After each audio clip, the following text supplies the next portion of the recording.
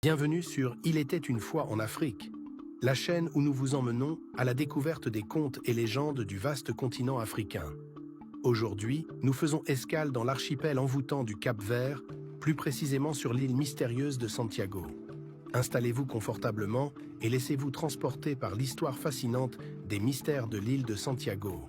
Il était une fois, sur l'île de Santiago, une terre baignée par les eaux de l'océan Atlantique, un petit village de pêcheurs. Là-bas vivait Miguel, un homme courageux, reconnu pour son audace à défier les flots déchaînés. Mais un jour, alors qu'il s'aventurait plus loin que jamais, une tempête furieuse se leva. La mer, en colère, engloutit le modeste bateau de Miguel. 3 jours passèrent sans nouvelles. Les habitants, craignant le pire, pensaient qu'il avait été avalé par les profondeurs. Mais à leur grande surprise, Miguel réapparut, épuisé et marqué par une expérience hors du commun. Miguel raconta comment il avait été sauvé par des êtres mystérieux, les gentes d'Omar, mi-hommes, mi-poissons, vivant dans une grotte cachée sous les falaises. Ces créatures se l'avaient conduit devant leur roi, un être sage et puissant qui lui révéla des secrets oubliés des hommes. Durant son séjour parmi les gentes d'Omar, Miguel découvrit des merveilles indescriptibles. Des trésors scintillant dans l'obscurité, des chants envoûtants résonnant à travers les cavernes et des danses hypnotiques sous les étoiles.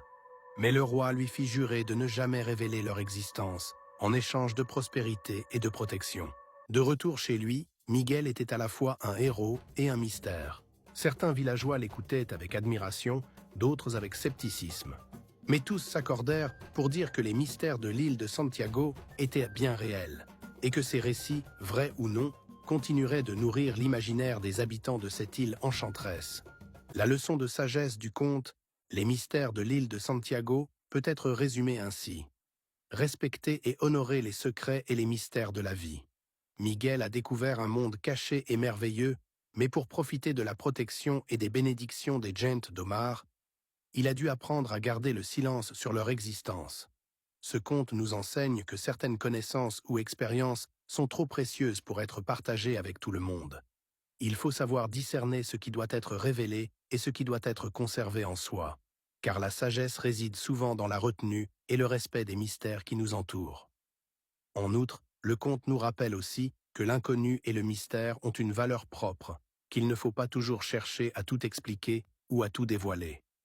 Parfois, la magie du monde réside justement dans ce qui échappe à notre compréhension immédiate.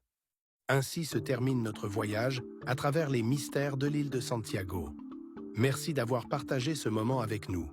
Si vous avez aimé ce conte, n'oubliez pas de liker, de vous abonner et de cliquer sur la cloche pour ne manquer aucun des prochains récits de Il était une fois en Afrique.